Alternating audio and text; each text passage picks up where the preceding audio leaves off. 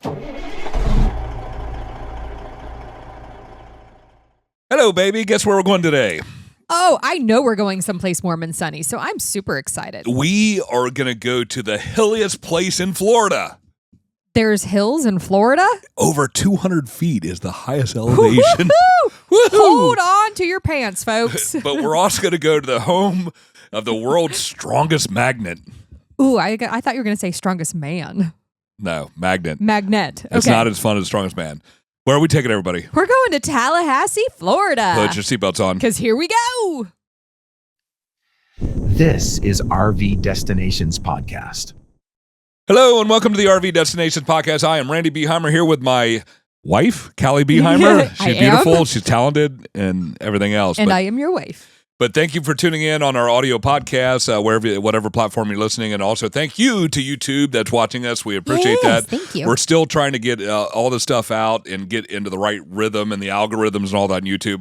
Totally frustrating. So watch us and share us with friends because it would be super helpful. Yes, please.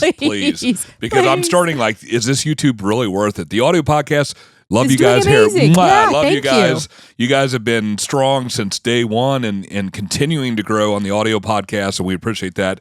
YouTube's a whole different animal. Yeah, YouTube is a little fickle. It requires us a lot more work and time to get these videos out, and I don't want to say we're seeing dismal results. It's just not growing as quickly as we would like. We really thought we were super popular. Back in high school, and we're not. Apparently not. Apparently we're not on the football team. So will you be our friend? We are super cool, I swear. Although we are getting a lot more comments on our shorts, and so I'm happy for that. A lot of our reels and stuff. So thank you for all those comments. Those do help with the algorithms and such. So, but anyway, we've got a guest here. You want to bring her back on the show? I do. We've got Carrie Hanrahan with us. Hi, Carrie. How are you doing? I am great. A little chilly and cold, but other than that, life is good. Yeah, same here. I'm looking at our little thermostat over there on the Google thing, and it's like 46 degrees and raining here, and it's October 29th as we record this. Yep. And we just subjected Carrie to a double header of podcast recordings. We just got done with another one, and here we are running into our second one. So thank you for dealing with us and doing two in a row. That helps us out tremendously from a timing standpoint. So, but today we're talking about a fun little place in Florida. You know, we talk a lot about Florida, but usually, you know, the top beach locations and all that are getting all the attention. Today, there's no beaches in this one, right? Right? Nope. Okay, I didn't think so. I'm like, I think it's kind of inland, but we're talking about Tallahassee, Florida. So anyway, do you want to start us off, baby? Or do I need to qualify my statements on the opening? Like 200 feet is just toweringly tall. That's true. So unlike the typical flat image you see of Florida, Tallahassee sits on the Red Hills region with elevations around 200 feet, and its iron-rich soil giving the region its reddish hue. So anyway, and that's off of enjoyflorida.com. And then it also is home to the world's strongest magnet, the National High Magnetic Field Laboratory, MagLab, in Tallahassee. You'll find the strongest resistive magnet in the world used for scientific research, and that was under enjoyflorida.com too. So anyway, two fun little facts that we open up the show on, so I figured I'd give you the behind the scenes on that. But anyway, so without further ado, let's jump into all the fun things to do in Tallahassee. Yeah, and we're going to divide this podcast out a little bit differently. So there's still going to be a top 10. We're still going to cover everything. That will be up on our website soon. But we're going to start kind of like the heart of Tallahassee, kind of like the downtown area. And then we're going to hit the edge of Tallahassee, and then we're going to go beyond Tallahassee. Not too terribly far beyond, but just a little on the outskirts. So let's start in the heart of Tallahassee. And what is there to see and do and experience in the heart of the town? Yeah, absolutely. Tallahassee, I had never been to before. So for me, it was a fun adventure. And then we had the thing that I hope everybody knows, but a lot of people sometimes forget where state capitals are at.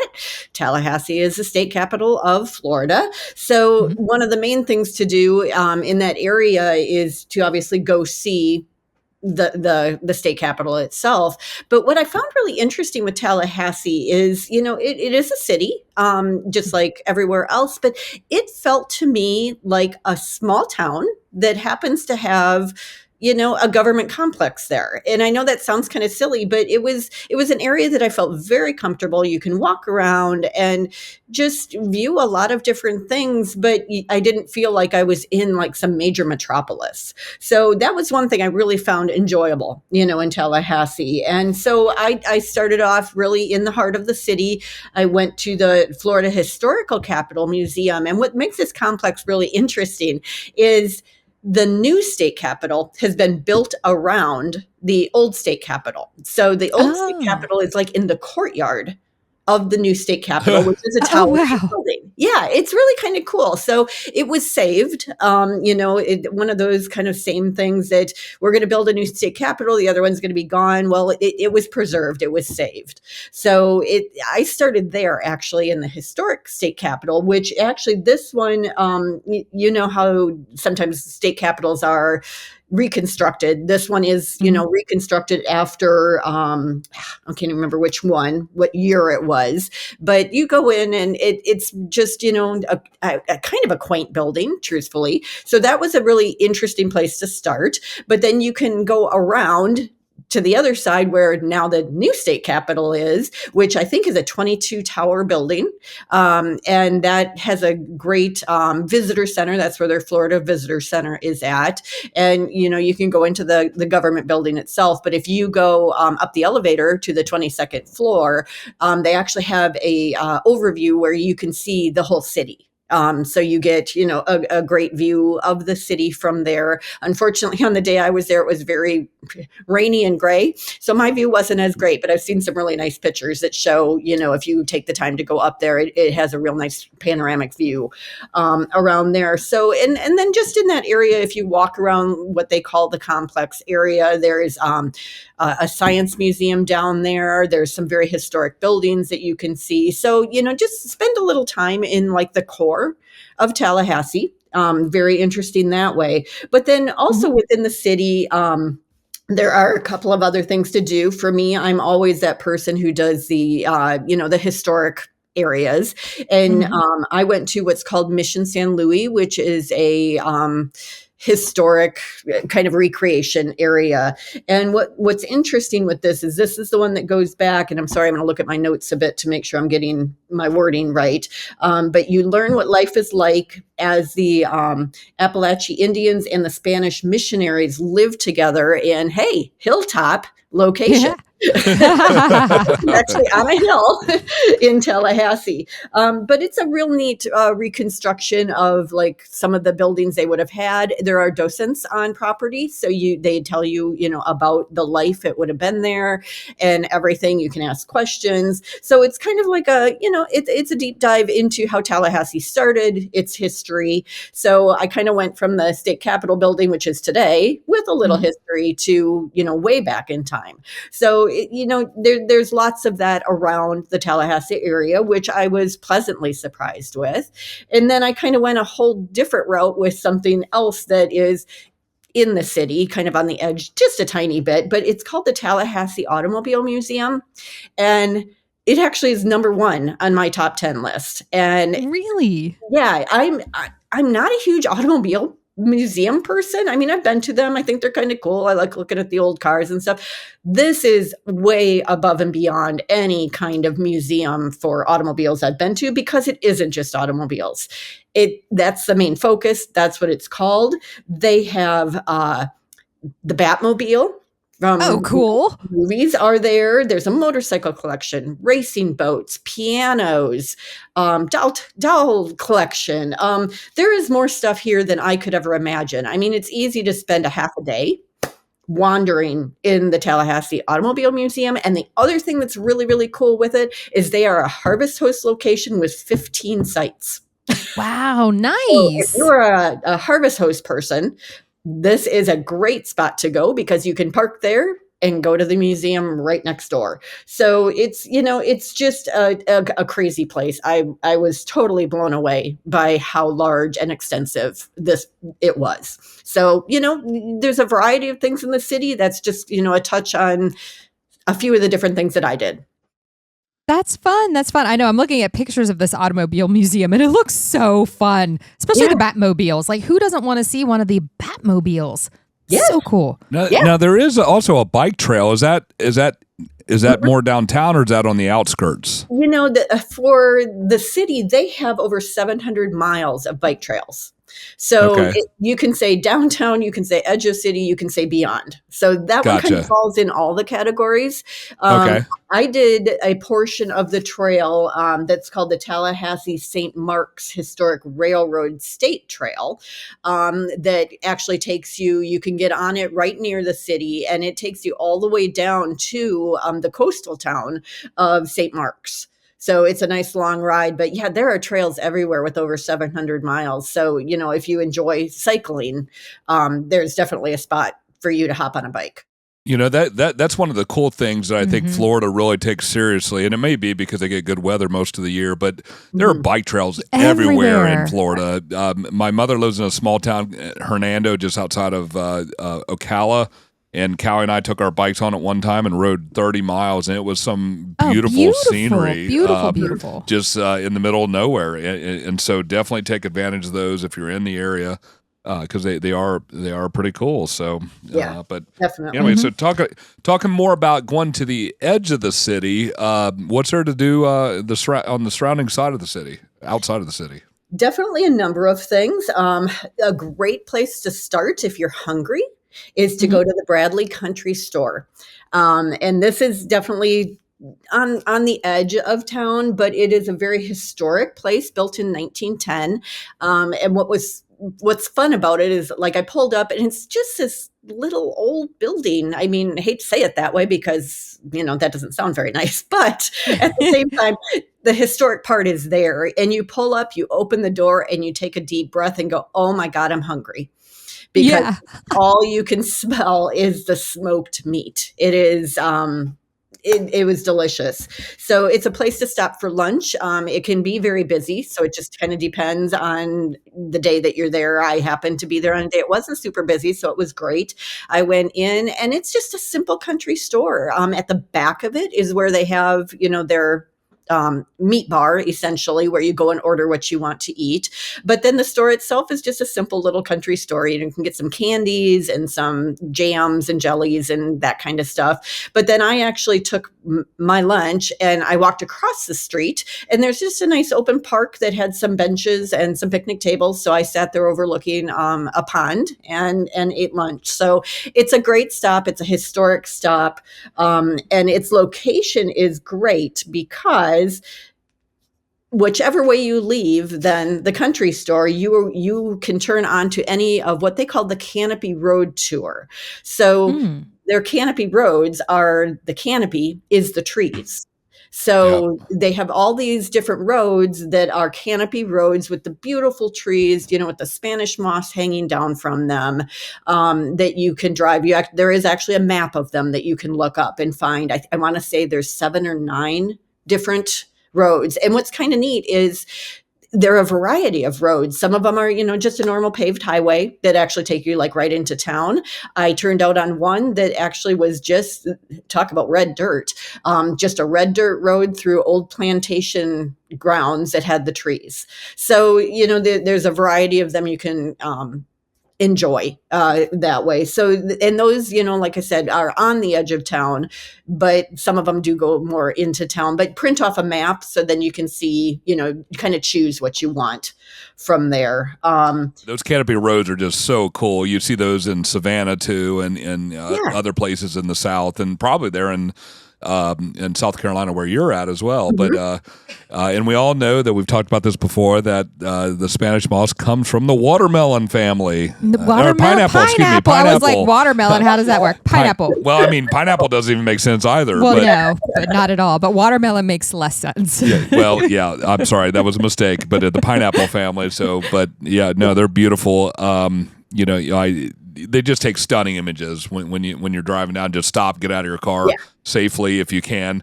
Taking a picture of the canopy over the road is just a stunning image. But It's just fairy anyway. tale like, you Yep. just feel like you're in a different spot. So, Mhm. on the edge of town, you can do that. And then, like I said, the cycling too, that you'll find all over, but on the edge of town, there's different things. But then there's also the state parks that have the cycling. Like I said, the rail trail, there's a pump track that you can do, and mountain biking trails. So, just depending on what you want your adventure to look like, you have a large choice. History, outdoor adventure, food. It's all, somewhere around Tallahassee. That's Gotcha. fabulous. And then what about like just beyond the city? Because I'm still looking at this list. There's still so much more to see and do around the area. So what's a little bit beyond the edge of the city? Yeah, the whole area is, to me, very fascinating. It's a karst plain, which essentially a karst plain has sinkholes. So yeah, and say there's other areas obviously in the U.S. that have the same thing, but this area is really interesting because there's a number of areas that they've created hiking trails that you can go to some of these different sinkholes to visit essentially. And I want to make sure I get the name right. So there's one area called the Leon Sinks Geological Area that has some trails where you can go and see some of these sinkholes. And granted, you're just think you're out in the woods walking along, and all of a sudden there's a portion of the ground that just went floop. Wow.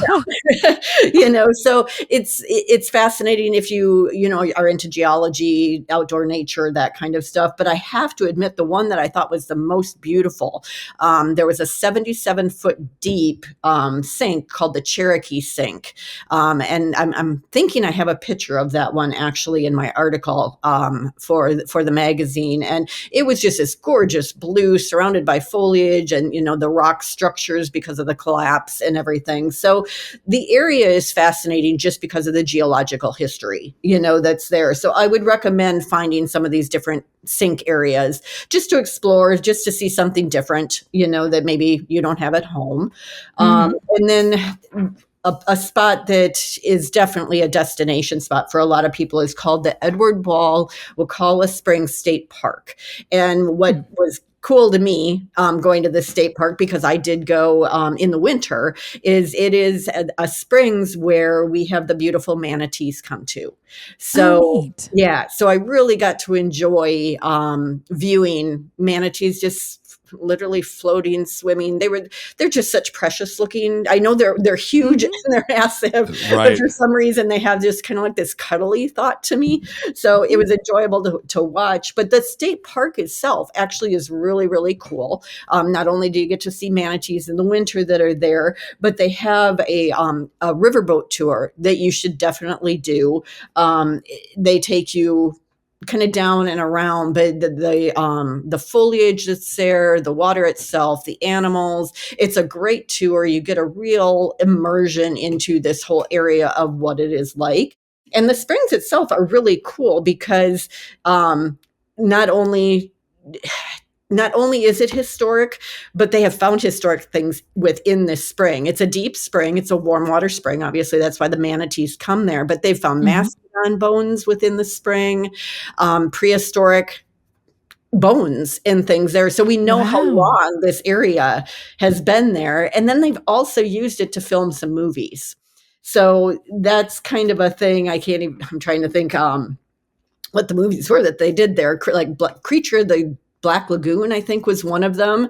So they did some filming in this area and everything too, because the springs are crystal clear and it just has kind of a cool feel to it. But there's a beautiful lodge there. Obviously, we're talking about camping, but if you want something unique to stay at, the lodge is beautiful. The lobby area, gorgeous, a beautiful fireplace. They have a really cool granite countertop area where they have an ice cream parlor that looks, very historic. So definitely go to the state park. It is super cool. I'm going to talk about a couple more things on the edge of town because there are a lot of them. Within kind of the town on the edge a little bit, you will find all kinds of parks. I went to the Alfred B. McClay Gardens State Park, and this is a beautiful spot because it was donated to the state. And it was originally just a farm, essentially. And Alfred McClay, when he bought this plantation area back in 1923, he started essentially a labor of love and started creating this garden. And it is beautiful. You'll find camellias and all kinds of flowering plants there. There's a pond area, and it's right along the edge of a small lake, and definitely worth viewing. They have what was their home there. He was a wealthy New York financier. I'm going to say that correctly. And his wife actually was of the Fleshman yeast family. So, okay. Yeah. So they had, not a mansion, just a beautiful home on the property. So you can tour that. But then the grounds itself are absolutely gorgeous. So that's one of the many parks around the area that you could go to. And then I went a little bit farther down the road, and I went to the St. Mark's National Wildlife Refuge, which is, probably 25-minute or so drive from Tallahassee, but it takes you down to the coast. But this wildlife refuge is for birders, people who want to see the migrating birds and, everything in their natural habitat. It's large, very large, gorgeous. And I got some great pictures of some really cool birds, out in their natural habitat. You can take like a behind the scenes tour, where they will take you like on a bus behind some gated areas and show you areas that are kind of off limits to everybody. And if you're lucky enough, you might see Pinky, who is a flamingo that winters. Fun. Yeah. So, and then there's also a lighthouse down there because it is on the coast, and, some other things that you can view that way. So, there's so much nature wise that isn't like what you think of typical Florida. It's not the beaches, it's not, just the ocean. This is, the geological character of the area, and just a lot of neat history there too. So, in general, I really enjoyed my trip, to Tallahassee. Like I said, I had not been there before, but the city itself, there's tons of things to do there. Again, the state capitol is awesome, and just, it felt very comfortable, very homey. So if you're wanting to stay, I stayed at a couple of different spots, but I did pick one called Co-Landing County Park, which is kind of on the edge of town. I picked it because it was cheap. That's usually where I go, but it turned out to be lovely. My spot was right on the lake. I had a view over the lake, and it was very inexpensive. A little bit of a drive out of town, but a very lovely place to stay. There is one called the Tallahassee RV Park, which is just outside of town, and the Big Oak RV Park were like the three that I had kind of looked at. So there's, all kinds of places to stay, tons to do. Really, if you haven't been to Tallahassee, I think it's a great trip. Yeah, I do actually pulling up the campgrounds. Those three that you just mentioned are the top three on Google results. And that Co-Landing actually got 4.5 stars. And the pictures look beautiful on it. But in Florida, there's campgrounds everywhere. Yeah. And unfortunately, what we found pretty quickly years ago is you got to be careful because there's a lot of them that are pretty run down, I guess is the best way. Yeah. Mom and pops just throw a couple something in their backyard, utilities in their backyard kind of thing. So you've got to do a little bit of research. We use Google a lot. We also use RV Life's free campground review thing. But anyway, so yeah, there's at least 20, 30 different campgrounds here. I'm not going to go through all of them, but plenty of places to stay in the Tallahassee general area. So did you have something? Me? No, I did not. I'm just, this is a part of Florida that we've never explored. So I'm hopeful that maybe in our next, year or two worth of travels going through Florida that we can spend some time here. Because this does sound very interesting because it is very, very different than kind of the rest of Florida. Well, and for years I always thought Florida is just beaches, beaches, beaches. That's all you think of. But the more we go down there, and we go down there at least once, if not twice, every single year. We've got family down there now. But finding these springs and the manatees and the sinkholes, the sinkholes and the bike paths and all that. There's a lot to do in Florida. There is, and just how beautiful it is. And I don't think a lot of people realize that, because people do go, they hop in a plane, they go to, Fort Myers Beach and they spend a week there. They hop on a plane and they go back. And there really is so much beauty, like in the middle of Florida, with the old cypress trees and the Spanish moss and the live oaks, and so many people miss out on that, and it's a shame. Well, and it's also, there's so much history there. You got St. Augustine, you've got a lot of history in other places. I'm not going to name it all, but just so much to do. So we've never been to Tallahassee, so we appreciate this, and we're going to put it on our list. We really haven't been much up into the Panhandle, including Destin and a few others, and we hear that's just. We hear we're missing out, because we hear a lot of people say that's the most beautiful part of Florida. So definitely. But anyway, well, thank you so much for giving us a full report on Tallahassee. Did you say you did write an article on this one too? I don't remember if you said that. Actually, it was the article where it was the what do we call it? The South road trip. The road trip. Yeah. Okay. It was part of the road trip one, because it was Tallahassee and Americus, Georgia.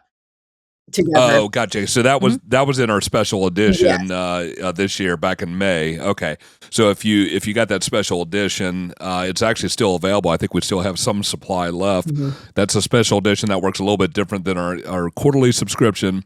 You actually can buy that as a one-off, and we basically order a bunch of them, and when supplies go out, they go out. So she wrote a big article on a road trip. Did it end in Tallahassee, or did it begin in Tallahassee? It ended in Tallahassee. I began. Okay, that's what I thought. Yeah, I began in Americus, Georgia. Okay, gotcha. Gotcha. Well, again, thank you so much for coming on, giving us a full report on Tallahassee. Do you want to take us out, babe? I sure do. I want to thank everybody out there for joining us in here today. And Charlie, my little golden doodle, has joined me over here as well. She says hello to everybody. But so thank you out there. Thank you so much, Carrie, for joining us again. We love having you. You are an incredible resource of information for all these destinations. So thank you so much. You're welcome. Glad I could be here. Absolutely. So everybody out there listening in on podcast, thank you so much. Be sure to rate, review, and subscribe to the RV Destinations podcast wherever you listen to it. And then don't forget, out on YouTube. Find us out there, because not only do we have the full YouTubes, but we also have little short video YouTubes. And I know I'm not using right terminology, but that's okay, because you know what I'm talking about. We got long format and short format. There we go. We have long and short stuff out there. She's so cute, damn it. I'm so cute. Because I just don't know. But anyway, I know you have to hit the subscribe button. So do that. Leave us comments, interact with us, let us know how we're doing. And don't forget our website. We have so much great free FREE RV travel content for you out on our website at rvdestinationsmagazine.com. We've got a lot of really, really exciting stuff in the pipeline that's going to come to you very, very soon, I promise. And then don't forget that if you use that code podcast20, podcast20, at checkout, when you subscribe to any of our magazines, you're going to save any of our subscriptions to our magazines. You're going to save 20% off. So definitely use that, because it's worth it. We all need to save money. So thank you. Thank you all for joining us today. We appreciate it. And be safe. Safe travels, y'all.